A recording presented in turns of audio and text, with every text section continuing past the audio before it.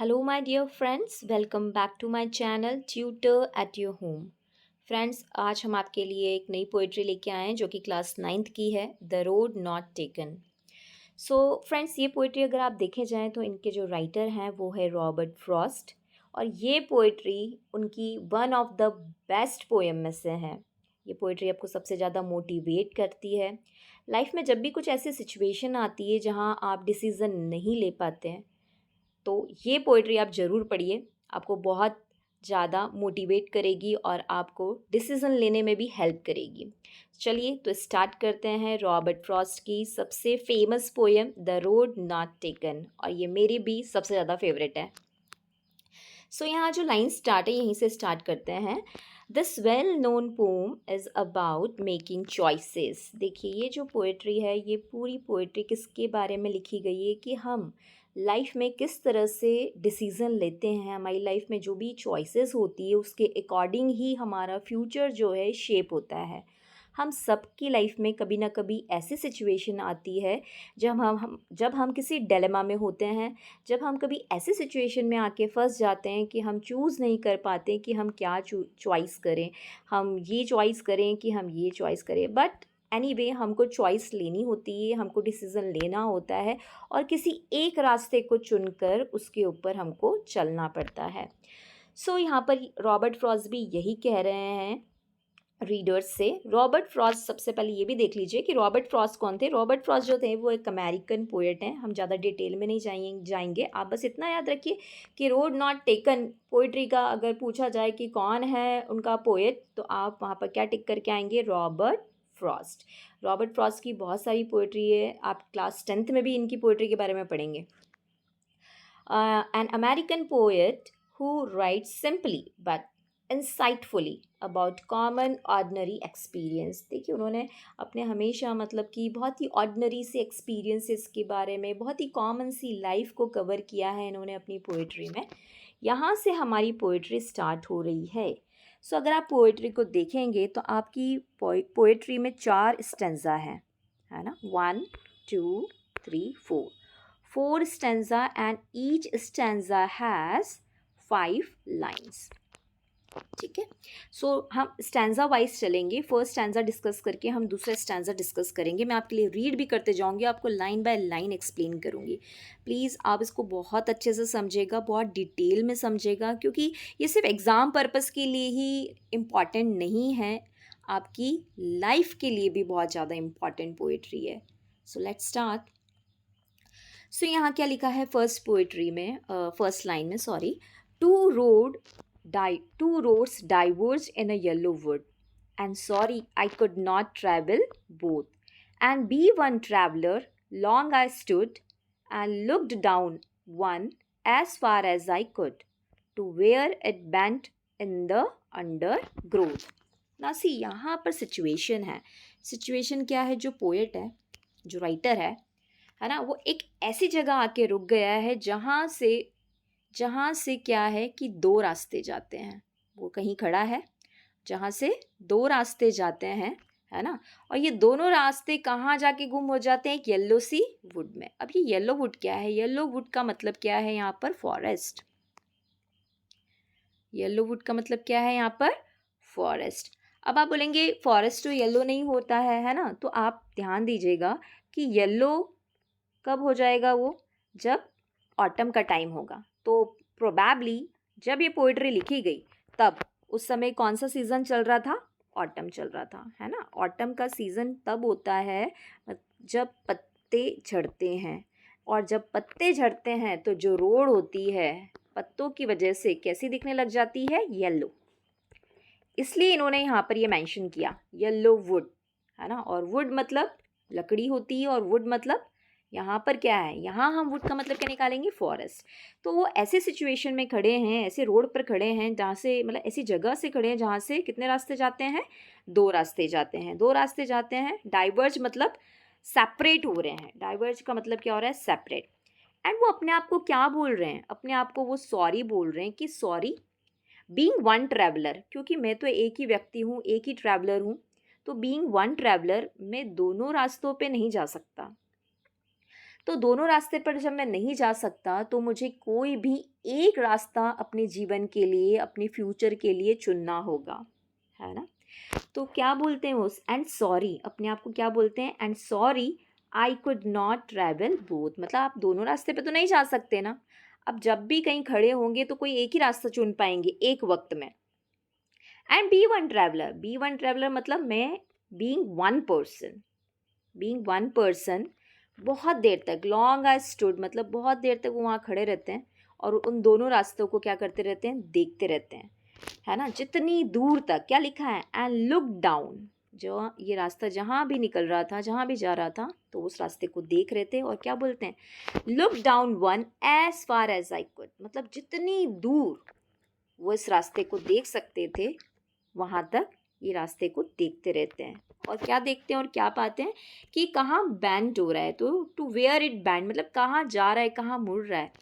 And band in the under growth, अभी under growth क्या है, अंडर ग्रोथ का मतलब होता है डेंस ग्रोथ ऑफ प्लांट्स, मतलब छोटे छोटे प्लांट्स से बुशेस लगे हुए हैं, झाड़ियाँ लगी हुई हैं, जहाँ पर ये रास्ता जाकर कहीं पर लुप्त हो रहा है, गायब हो रहा है, जहाँ से इनको अब दिखाई नहीं दे रहा, है ना।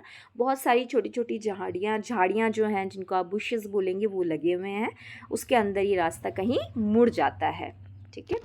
अब इसके बाद आगे क्या होता है, जब वहाँ खड़े हैं, क्या वो ये रास्ता लेंगे, कौन सा रास्ता चूज़ करेंगे जीवन में, कैसे आगे मूव करेंगे। सो नेक्स्ट लाइंस में, मतलब नेक्स्ट स्टैंजा में वो ये बता रहे हैं कि then took the other just as fair and having perhaps the better claim because it was grassy and wanted wear, though as for that the passing deer had warned them really about the same. अब देखो वहाँ पर खड़े खड़े वो सोच रहे हैं कि अब मैं कौन सा रास्ता चुनूं, फिर वो पर्टिकुलरली क्या करते हैं कि कोई एक रास्ता दोनों में से चुन लेते हैं, है ना।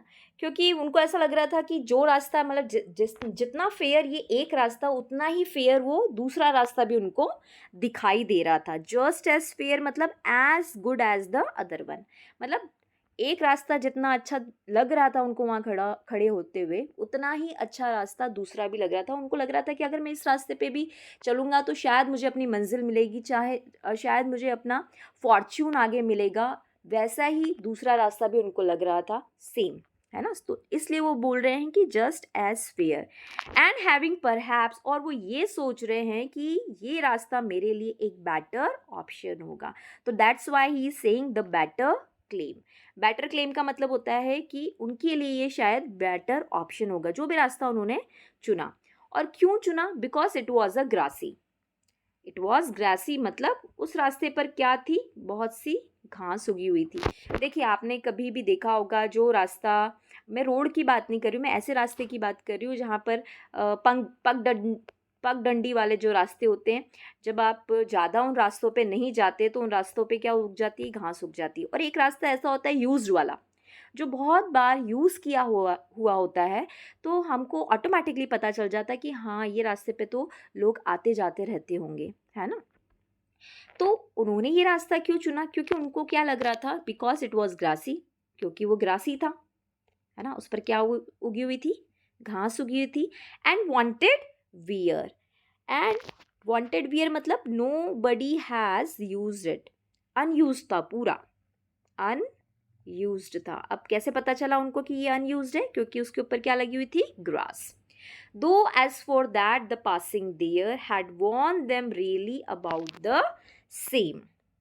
देखो हालांकि उनको पहले तो लगता है कि ये रास्ता मैं चुनूं, क्योंकि इस रास्ते पे कोई भी नहीं गया है आज तक, और मैं इस रास्ते को चुनूंगा और मैं कुछ डिफरेंसेस क्रिएट करूंगा अपनी लाइफ में। लेकिन ऐसा नहीं था, दूसरा जो रास्ता था, है ना, जब वो उस रास्ते पर चलना चालू करते हैं तो उनको रियलाइज़ होता है कि जो दोनों रास्ते थे वो सेम थे, both the paths were similar, है ना। तो दो, इसलिए यहाँ लिखा है though as for that the passing there, जैसे जैसे वो पासिंग देयर मतलब जैसे जैसे वो आगे बढ़ते हैं उनको रियलाइज़ होता है कि नहीं यार, दोनों ही जो पाथ थे सिमिलर थे।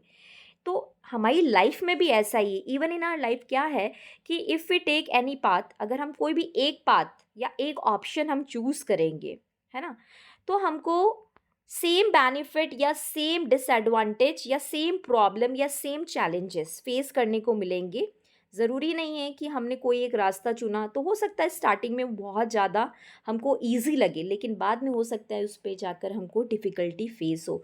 और कुछ रास्ते ऐसे हैं जिसमें हमको लगेगा कि नहीं यार अभी डिफ़िकल्ट है, लेकिन बाद में ये बहुत कमाल का होने वाला है, बहुत मज़ेदार होने वाला है।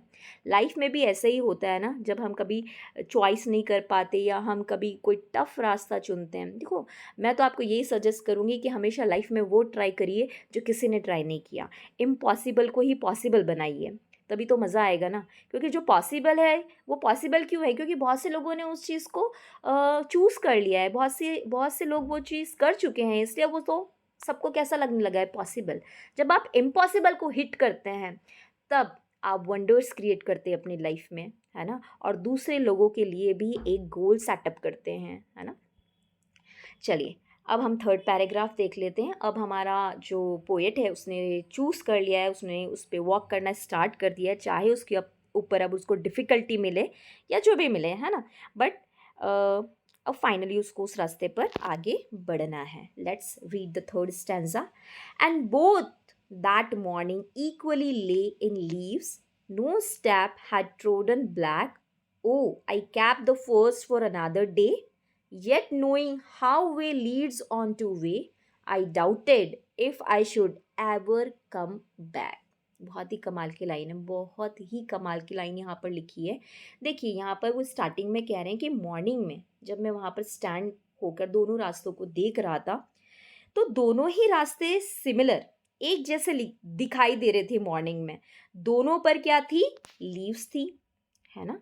दोनों पर क्या थी? Leaves. And no step had trodden black, और दोनों ही रास्तों पर कोई भी स्टैप्स नहीं थी, दोनों ही ग्रीन कलर के थे। यहाँ लिखा है ना, in leaves no step had trodden black. Trodden black मतलब कोई भी उसके ऊपर चला नहीं था, इसलिए वो कैसे दिखाई दे रहे थे? ग्रीन। जब आप लीव्स पर वॉक करते हैं, वॉक करते जाएंगे, तो वो लीव्स पे आपके पैरों की प्रेशर की वजह से वो धीरे धीरे क्या हो जाएंगी? ब्लैक हो जाएंगी। तो यहाँ पर ट्रोडन ब्लैक जो है वो बोल रहे हैं वो वाले एरिया के बारे में जो वॉकड ओवर है, जिसके ऊपर कोई चला नहीं है अभी तक। यहाँ पर लिखा है नो स्टेप, मतलब अभी तक इस रास्ते पर कोई नहीं चला था, है ना? दोनों मॉर्निंग में एक जैसे दिख रहे थे।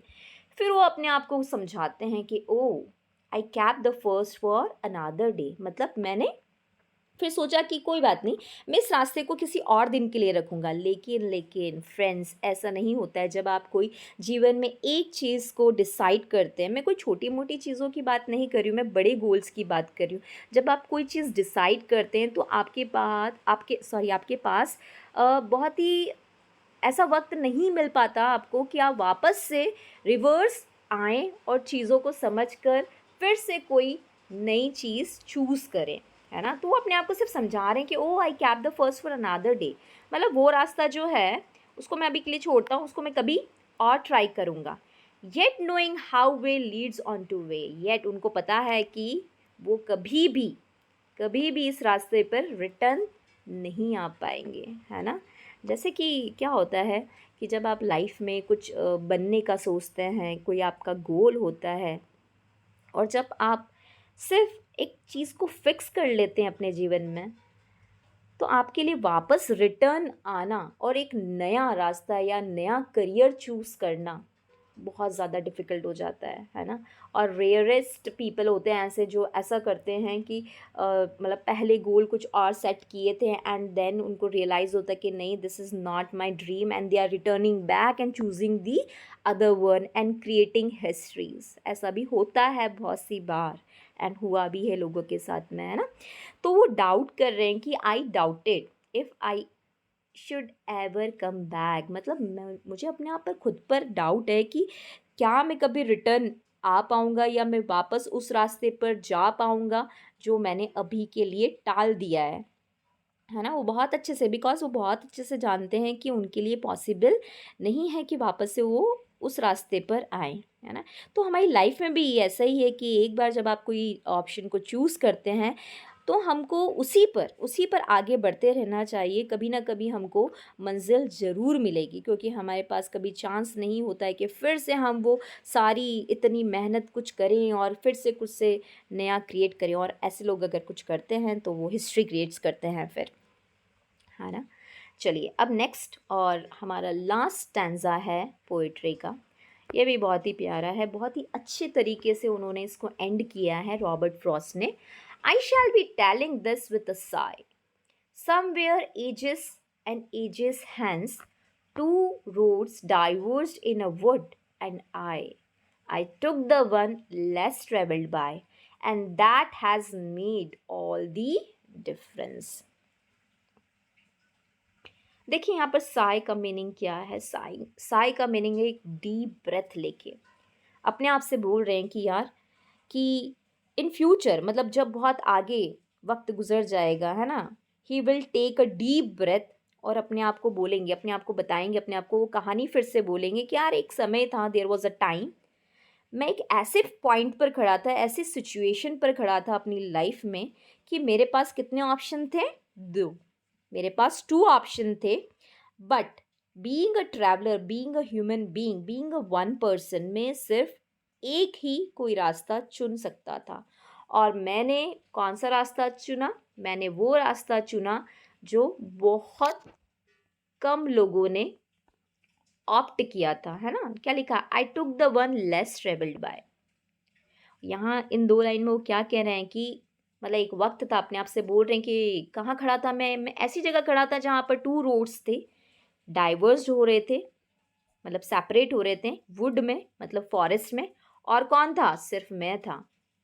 आई took the one less travelled by, और मैंने वो रास्ता चुना जो बहुत कम लोग ऑप्ट करते। देखिए मैंने स्टार्टिंग में भी बोला यार वो चीज़ करो, हिस्ट्री तभी बनेगी ना जब आप कुछ ऐसा करेंगे जो दूसरों ने नहीं किया, है ना। तो कुछ ऐसा ट्राई करिए। लोग बहुत कुछ कर रहे हैं, बहुत कमाल की चीज़ें कर रहे हैं लाइफ में, है ना।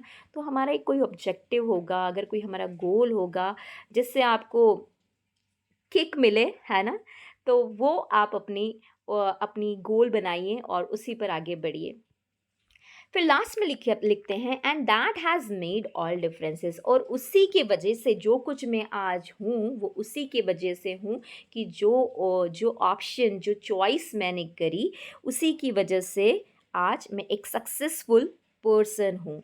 तो the choice that you made, मतलब जो भी चॉइस आप अपनी लाइफ में डिसाइड करते हैं, made you what you become of it, मतलब आपको वही बनाता है। जैसे अगर आज मैं अगर सोचूं कि यार एक वक्त था जब मैंने डिसाइड कर लिया था I wanted to be a teacher, then मैं उस रास्ते पर चलती गई एंड देन फाइनली मैं एक अपने आप को एक गुड टीचर कह सकती हूँ, है ना। क्योंकि अपने आप को भी अप्रिशिएट करना चाहिए, क्योंकि जो मेहनत आप करते हैं उसको कोई अप्रिशिएट करे ना करें, but you should appreciate your self because you know your history, that आप वहाँ तक कैसे पहुँचे हैं, है ना। तो सबकी एक कहानी होती है, आपकी भी कोई ना कोई स्टोरी होगी। सो यहाँ पर लास्ट में यही बोल रहे हैं, एक बहुत स्ट्रॉन्ग मैसेज वो सबको दे रहे हैं, आपको, हमको और सभी स्टूडेंट्स को भी, that you should be wise, मतलब हमको बहुत ज़्यादा क्लेवर होना चाहिए जब भी आप कोई डिसीज़न ले रहे हैं। आप बहुत केयरफुल रहें कि आप अपनी लाइफ में क्या गोल सेटअप करना चाहते हैं। आपके पास बहुत सारे ऑप्शंस होंगे लाइफ में, है ना, लेकिन कोई एक ही ऐसा ऑप्शन होगा जिससे आपकी लाइफ चेंज होगी और आपका फ्यूचर उसके ऊपर डिपेंड करेगा। किसके ऊपर? जो चॉइस आप आज लेंगे, जो चॉइस आप आज लेंगे, इसका जो आंसर है या इसका जो आपको बेनिफिट है या प्रॉफिट है या आपको आंसर है, वो कब मिलेगा? फ्यूचर में जाके, है ना। चलिए थोड़ी सी यहाँ पर एक वर्ड आई थी, उसकी मीनिंग भी समझ लेते हैं। यहाँ पर आया था हैंस, तो हैंस का मतलब यहाँ पर था इन द फ्यूचर। आप लिख लीजिएगा, ये लिखा हुआ भी है टेक्स्ट बुक में, है ना। इन द फ्यूचर हमको सारे सेंटेंस में जो भी डिफरेंट वर्ड्स आ रहे हैं, जो भी नए वर्ड्स आ रहे हैं, उनके मीनिंग पता होना चाहिए, एग्ज़ाम में पूछ लिए जाते हैं। So finally at the end मैं आपको भी यही कहना चाहूँगी कि लाइफ में जब भी ऐसी सिचुएशन आए कि आपके पास दो ऑप्शन हैं और आप डिसाइड नहीं कर पा रहे हैं, है ना, तो बिलीव मी माय फ्रेंड्स, आप वही चूज़ करिएगा जिसमें आपको ये लगे कि नहीं ये मेरा इंटरेस्ट है ना। तो क्योंकि आप जब अपने इंटरेस्ट का काम करेंगे ना, आप कभी भी उससे बोर नहीं होंगे, क्योंकि अगर आप बोर हो गए तो फिर आप उसमें कुछ अचीव नहीं कर पाएंगे, है ना? ऐसा काम, ऐसा गोल अपना बनाओ जिस हर दिन आपको वो चैलेंज दे और हर दिन उस चैलेंज का आप क्या निकालो? सॉल्यूशन निकालो। तभी आपको लाइफ को जीने में भी मज़ा आएगा। सो यही था हमारी इस पोएट्री का समराइजेशन, और ये हमारी पोइट्री बहुत बहुत ही प्यारी थी। मेरी तो बहुत ही मतलब मेरी तो सबसे ज़्यादा फेवरेट पोइट्री है, क्योंकि हमको ऐसे डायलेमास के बारे में बताती है जो हर एक पर्सन कभी ना कभी अपनी लाइफ में फ़ील करता है ना? तो लाइफ भी इतनी इजी नहीं है, हमको चैलेंजेस देती रहती है, कभी कभी हमको टफ़ डिसीजंस भी लेने पड़ जाते हैं, है ना? हम डिसाइड नहीं कर पाते क्या सही है क्या गलत है, but then too we have to decide, we have to move further. So life में आपकी कभी भी किसी भी तरह की सिचुएशन आए, है ना, तो कभी भी हमको सिचुएशन से भागना नहीं है, हमको सिचुएशन को मतलब फेस करना है, उसके अंदर पार्टिसिपेट करना है। अगर आपके साथ में अगर ऐसी सिचुएशन है कि आप अकेले नहीं डील कर पा रहे, तो please take the help of your mentors और योर टीचर्स और योर फ्रेंड्स, जिनके भी साथ आप कंफर्टेबल हैं। चलिए, कुछ और इम्पॉर्टेंट चीज़ हैं जो मैं आपको इस पोइट्री में बताना चाहती हूँ। कभी कभी एग्ज़ाम में आप लोगों को पोएटिक डिवाइसेस भी पूछ ली जाती है। पोएटिक डिवाइसेस क्या होती हैं, लिटरेरी डिवाइसेस क्या होती हैं, वो ये चीज़ होती है ना? आप थोड़ा सा मुझे पोएट्री डिवाइसेस क्या होती हैं जो पोएट्री को क्या बना देती है? पोएट्री को और ज़्यादा ब्यूटीफुल बना देती है ना? पोइट्री को और ज़्यादा ब्यूटीफुल बना देती है ना, वही पोइट्री डिवाइसेस होती है या पोइटिक डिवाइसेस हम बोलते हैं। तो सबसे पहले मैं आपको बताना चाहूँगी राइम, है ना? राइम क्या होता है? तुकबंदी जिसको कहते हैं हिंदी में। तो राइम क्या होता है कि आपकी जो पोइट्री है किसी पर्टिकुलर राइमिंग वर्ड से जब एंड हो रही है, जब आपके वर्ड्स एंड में राइम कर रहे हैं, मतलब सेम तरह का साउंड दे रहे हैं, तो हम उनको बोलेंगे राइमिंग पेयर। जैसे अगर मैं आपको पूछूं, तो अगर अगर मैं आपसे बोलूं कि आई का राइमिंग पेयर क्या हो सकता है? आई, क्या आई का राइमिंग पेयर आय हो सकता है? ऑब्वियसली हो सकता है ना, सेम साउंड आ रहा है ना। तो देखिए यहाँ पर अगर आप देखेंगे तो यहाँ पर जो लास्ट लाइन है यहाँ पर वुड पर फिनिश हो रही थी, वुड, ठीक है। Then both stood good undergrowth. अब अगर हम इसकी राइमिंग स्कीम निकालेंगे, है ना, जब भी राइम स्कीम निकालेंगे तो हम अल्फ़ाबेट्स का यूज़ करेंगे, A B C D and so on, है ना? ये अल्फ़ाबेट्स को ही यूज़ करके राइम स्कीम निकाला जाता है। आपको मैं अभी बता दूंगी राइम स्कीम कैसे निकालते हैं, बहुत इजी है। जब भी हम स्टार्ट करेंगे हम हमेशा अल्फ़ाबेट ए से स्टार्ट करेंगे, ओके? हम हमेशा अल्फ़ाबेट ए से स्टार्ट करेंगे। तो फर्स्ट लाइन को अगर हम देखें तो यहाँ लिखा है to roads diverge in a yellow would. अब आप मुझे बताइए, ये वुड तो हो गया फर्स्ट वर्ड, वुड, वुड। अब देखिए वुड के जैसे ही स्टूड, स्टूड के जैसे ही कुड। तो ये तीन वर्ड क्या एक दूसरे से सेम साउंड कर रहे हैं? यस, मैं एक बार फिर से बोल देती हूँ आपके सामने, वुड, स्टूड, कुड, सब डी के साउंड पर फिनिश हो रहे हैं। तो ये तीनों एक जैसे हैं, है ना? तीनों ही एक जैसे हैं, तो तीनों का मतलब तीनों ही एक दूसरे के ब्रदर सिस्टर है, तो तीनों का सरनेम क्या होगा? सेम होगा। तो तीनों को एक जैसा ही अल्फ़ाबेट आपको देना पड़ेगा, ए ए ए, है ना? क्योंकि ये तीनों ही एक दूसरे के सिबलिंग्स हैं। आप इसको इस तरह से समझ लीजिए। तो सिबलिंग्स हैं तो इनके सरनेम भी क्या होंगे? सेम होंगे। तो हम तीनों को ए दे देंगे। अब बच गया बोथ एंड अंडर ग्रोथ। अब देखिए ए के बाद अल्फाबेट कौन सा आता है? बी। तो बोथ अंडर ग्रोथ, है ना? Both under growth. थ थ थ पर फिनिश हो रहा है ना, टी एच का साउंड आ रहा है पीछे दोनों में। तो ये दोनों क्या हो जाएंगे? बी और बी। तो हमारी इस पोइट्री की राइम स्कीम क्या हो जाएगी? A B A A B, ठीक है? ये इसका हो जाएगा राइम स्कीम, ठीक है? क्योंकि ये जो वर्ड्स हैं एक दूसरे से राइम कर रहे हैं। अगर आप आगे भी निकालेंगे तो आपको इस तरह का ही राइम मिलेगा। राइम स्कीम तो हमने निकाल ली, इसके बाद में हम और पोएटिक डिवाइसेस देख लेते हैं कि कहीं ऐसा तो नहीं कि और पोएटिक डिवाइसेस भी इसके अंदर यूज़ हो रही हो। देखिए अगर आप यहाँ पर फर्स्ट टू लाइन मतलब सेकंड लाइन और थर्ड लाइन अगर आप देखेंगे, ये तीनों लाइन्स अगर आप देखेंगे, है ना। तो इन तीनों लाइन्स में क्या रिपीट हो रहा है मुझे बताइए जल्दी से कमेंट बॉक्स में। कौन सा वर्ड है जिससे ये लाइन स्टार्ट हो रही है? कौन सा वर्ड है जिससे ये लाइन स्टार्ट हो रही है मुझे बताइए। कमेंट बॉक्स में बताइए जल्दी से। एंड ना, एंड से अगर आपकी पोइट्री स्टार्ट हो, मतलब नॉट एंड से, कोई भी पर्टिकुलर ऐसे वर्ड से जो बार बार पोइट्री की स्टार्टिंग लाइन देता हो, तो ऐसी जगह हमको क्या बोलना है, क्या लिखना है? ऐसी जगह यूज होता है एनाफोरा, है ना। तो यहाँ पर क्या आया है? यहाँ पर आया है एनाफोरा, एनाफोरा। ऐसा क्यों हो रहा है? क्योंकि पोएट्री की जो लाइन है वो पर्टिकुलर वर्ड से स्टार्ट हो रही है ना। तो देखिए यहाँ पर भी एंड है, यहाँ पर भी एंड है, सेम वर्ड से स्टार्ट हो रही है। जब भी सेम वर्ड से स्टार्ट होगी, स्टार्टिंग में होना चाहिए, ध्यान रखिएगा आप, है ना। जब सेम वर्ड से स्टार्ट होगी तो वहाँ हम क्या बोलेंगे? एनाफोरा बोलेंगे, ठीक है। इसके अलावा अगर आप और देखेंगे सेकंड लाइन में, अगर आप सेकंड लाइन में अगर यहाँ पर देखेंगे तो आपको दिखाई देगा यहाँ पर वांटेड वियर। अब वांटेड वियर दोनों जो वर्ड्स हैं, है ना, डब्ल्यू से और डब्ल्यू से स्टार्ट हो रहा है।